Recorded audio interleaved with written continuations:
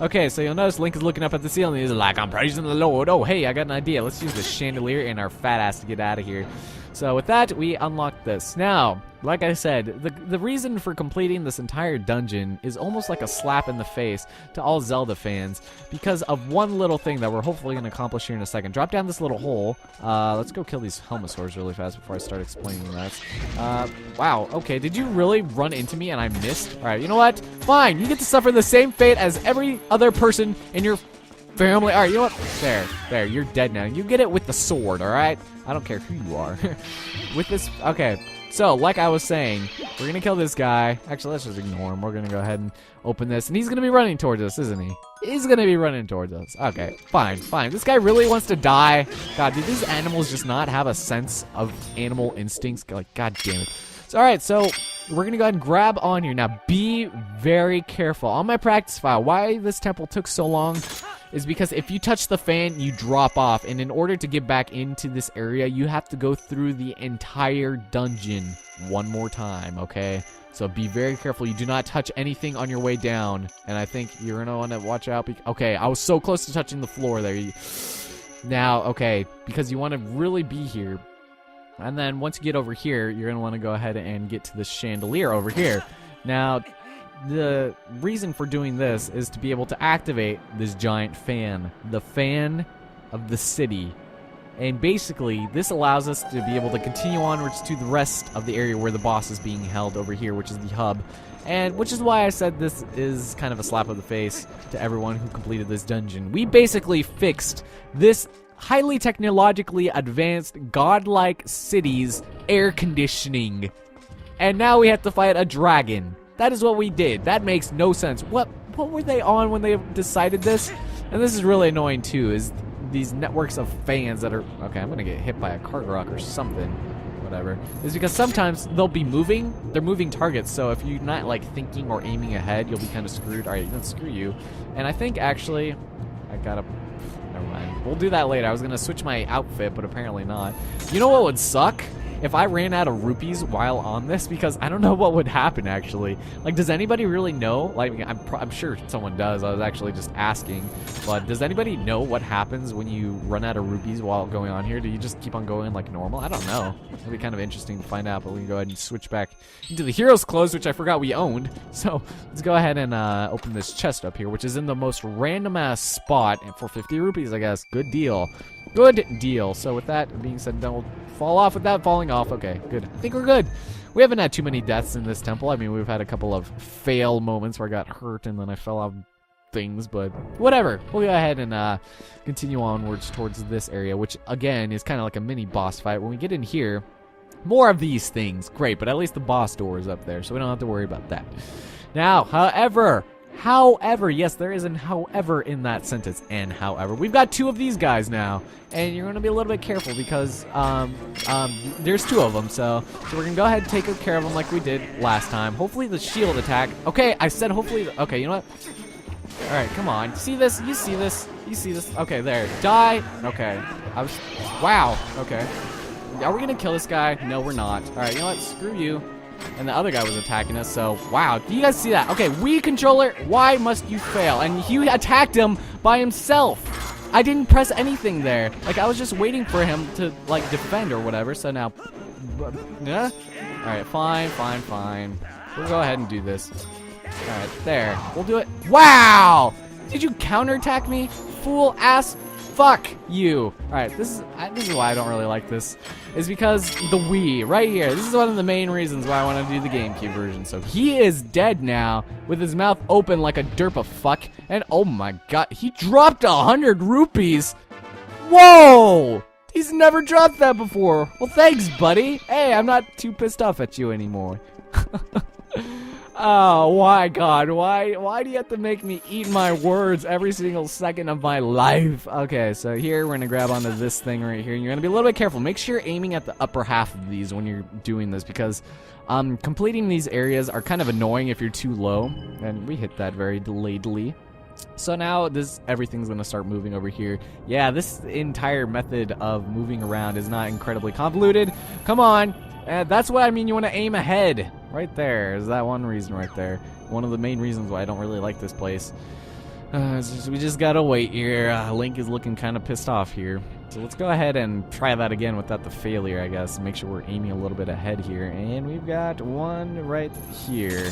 There we go. All right, cool. Now in these areas over here where we're using the fans to go inside these little crevices, you can potentially fall off here. And okay, Wiimote, and hit these pots down there for various goodies. We're gonna get the blue one because that is what we love. Yeah! All right, but there's also gonna be other things. So just keep that in mind that if you really wanted to, you could do that. And we're gonna go ahead and head over there. See, look at that. That's not even where I was aiming, but it seemed to have been okay, I guess. And over here we are gonna miss because we were too far away, because the time of length it takes for the claw shot to get over there is very unfavorable, and of course we're not gonna be able to reach that. Okay, we probably should be aiming ahead here and stop jerking off in this corner here. We've got 1, 2, 3, 4, 5, 6, 7, and please can I thank you. Thing didn't shine there, but hey, there's the boss over there. Now in here, if you really wanted to, there is a fairy in here, which again shows there's a wow, and a blue chew jelly apparently. But if you want to, you can go ahead and grab it, or there should be. I don't. Maybe that's the third one. Never mind. Just kidding. It was the third one. Whatever. So we'll grab onto this one now. Hopefully we didn't take two. Okay, good. See, I don't even know. I'm just talking now. I don't like this dungeon. I'm ready for this to be done. If you guys still like it after this, then I applaud you. I find it very difficult to enjoy this one, so whatever. We're pretty much at the boss now, so we're good here. And I heard UTBs or whatever. What are those things called? The little things that were in Wind Waker. Those are the Uku. Another reason why I don't really like this temple is that weird, stupid noise. Alright, cool. So here we are. And now, I do gotta admit, this is a pretty epic boss fight, but I have so many problems with it that, I don't know, maybe I'm just overanalyzing it, and I'm just taking my hatred of this dungeon out on the boss. But it is just so anticlimactic and over-the-top dramatic and not even, you know, it's kind of fun and it's kind of epic, but it is really kind of forced, and I'm not exactly, I don't know, I don't like it very much. I don't like it as much as I should, and it seems very underwhelming when you compare it to other Zelda bosses, you know, any Zelda boss. Like, this is probably the least intimidating one of all time, and you gotta kind of think of it realistically, it would be pretty badass, but in this game, no, I don't know. I don't know what they were going for, but of course here we are at the top. He's like, hey, dragon, let's tussle. And I forgot I have like a cup and a half of coffee here.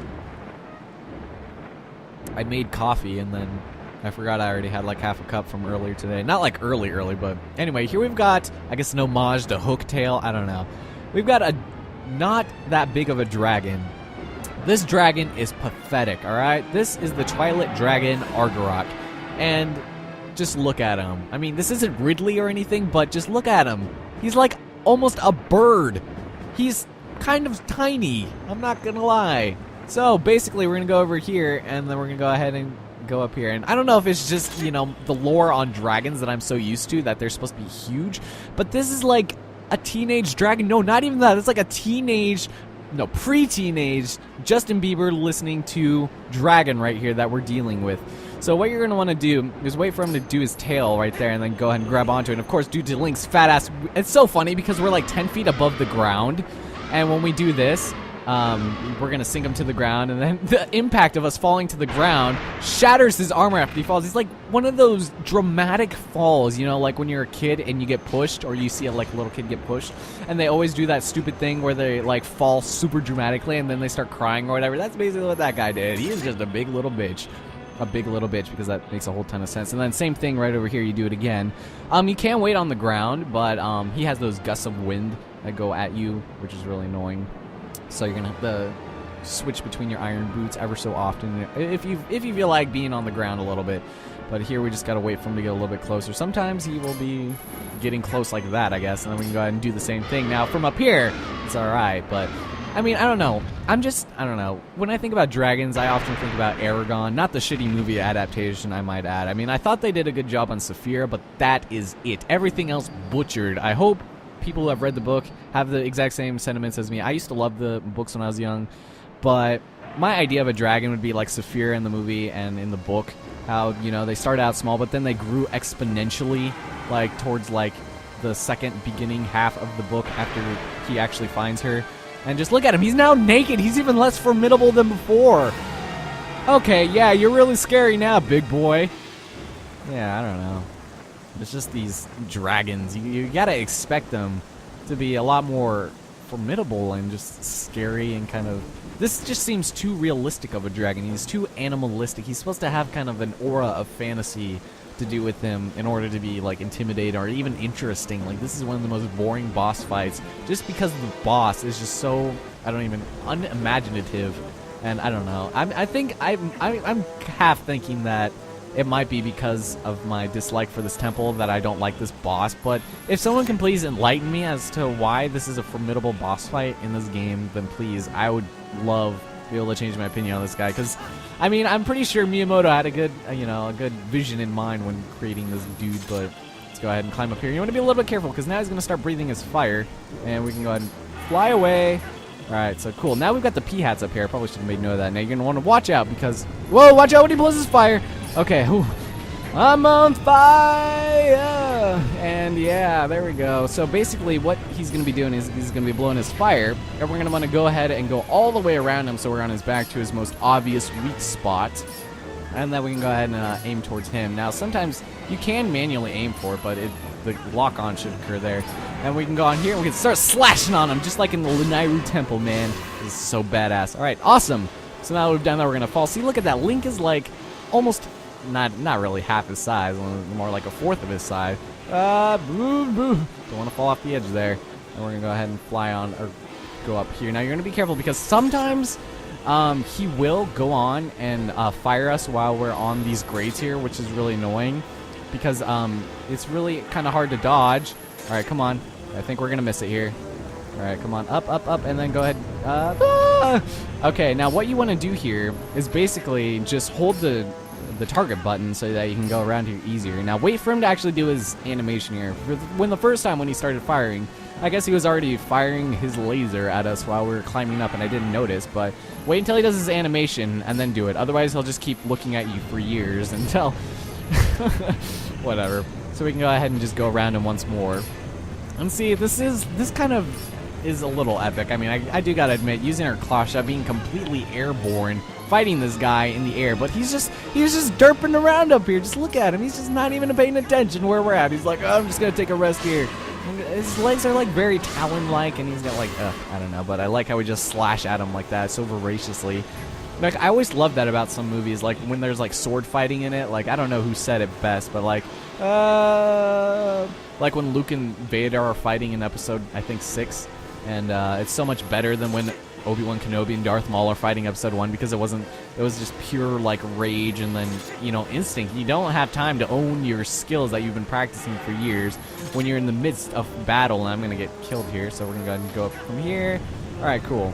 So I just love it when it's just so like, animalistic when people just wail the weapons on people, because how, like, realistically, how are you gonna defend against that? And it's like Link is putting all of his might and killing this dude, and apparently he's just not even gonna care. So again, wait over here. Now this third time, he's gonna have a slight twist. When he stops, make sure you stop too, because he's gonna be very abrupt in his stoppage of this. Stoppage just sounds so weird. Like, I remember, then we're gonna want to look the other way, turn the other cheek. The stoppage, I read on this, like, I don't even know. I don't think it was gas relief. I think it was like diarrhea relief, Like, it's like stops all, it's like the stoppage of anal leakage or something that always reminded me of it. So I try not to say stoppage without getting weird images in my head. Whatever. We'll go ahead and, alright, fine. We'll aim manually because that is how you guys like doing it here. And for the final one, ladies and gentlemen, we are finished with Argarok. Yeah, screw you, man. You were very uninteresting. I like how Link is nowhere to be found on him. Yeah, continuity if I ever saw it myself. I don't know, you guys. But just, doesn't he just look so tiny to you? God, so tiny. So tiny. Oh my god. My best friend's girlfriend used to always call my best friend that. It was so awkward. And she'd always be like, oh, he's so tiny. So tiny. Oh god, I sound like an anime character. I can't even do it, but can you imagine? And he was like kind of like an athletic buff guy. So, I don't know. I don't know. I'm just talking now, but oh my god, I forgot we got a mirror shard for this, you guys. Yeah, screw the nicely placed heart piece. We don't need that, or container. Ellison, you did it. It's the 4th shard. Hey, the first line of dialogue in the past 4 videos. Nice. Now we have them all. Yes, gotta catch them all. This is 1998. Oh my god, my voice is starting to wear thin. Hey, Allison. Yes? The words of the sages. Do you remember them? No, except I remember them calling you fat. Only the true ruler of the Twilight can destroy the mirror of Twilight. Oh yeah, that too. Zant could only break the mirror of Twilight into shards. He couldn't utterly shatter it. That always makes me laugh. Breaking and shattering are completely, I don't know. I mean, yeah, shattering is kind of, a derivative of breaking, but still. So, like, where you going without me, Midna? I need my shadow to chase. I'm not Peter Pan. Elson, we have to hurry to the mirror chamber. Oh yeah, we can go back to the Gerudo Mesa. Yes. So I'm so excited. After all, fake is a fake, and no matter how much you dress it up, the real thing always wins. Oh my god, what is this? The ending to a cheesy JRPG or something? No matter how much you dress it up, the good guys always win. Whatever. So anyway, we got a heart container. Ah, yeah! You guys, 18. I am so excited. I am so excited, you guys. Oh my god, let's get out of here. Oh man, I'll get you out of here. You're sure there's nothing else you need to do, right? Yeah, I'm pretty sure. There's a couple of chests that we forgot, but I already know. I know exactly where we're in, though. I made sure.